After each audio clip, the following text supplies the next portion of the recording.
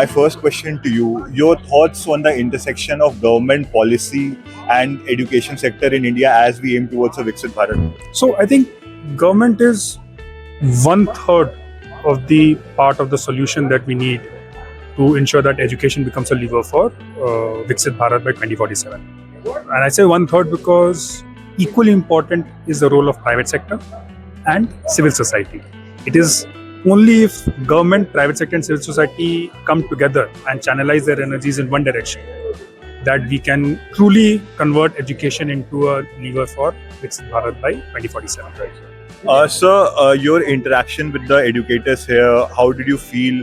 And how important do you think these discourses are as we aim towards transforming the education sector, specifically when we have things like AI coming to the fore? We are living in changing times. So these constant discussion, discourses and teacher training that STAR is involved in, how important do you feel that is?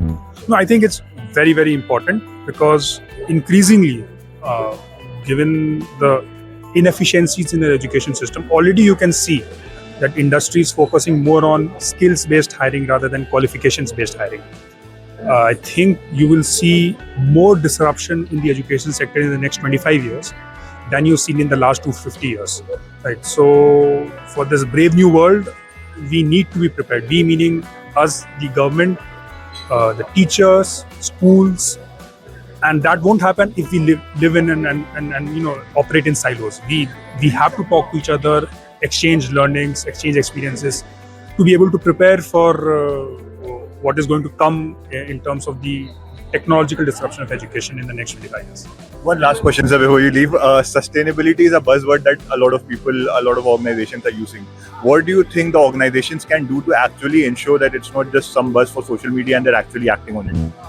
So I think sustainability, both of demand and supply, I think both are important aspects of our sustainable future.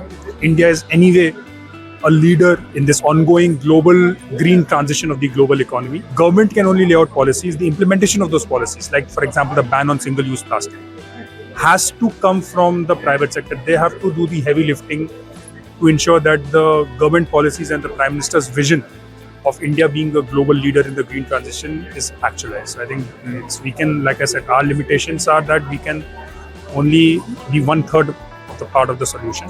The remaining 2/3 of the solution has to come from the private sector and civil society. Thank you.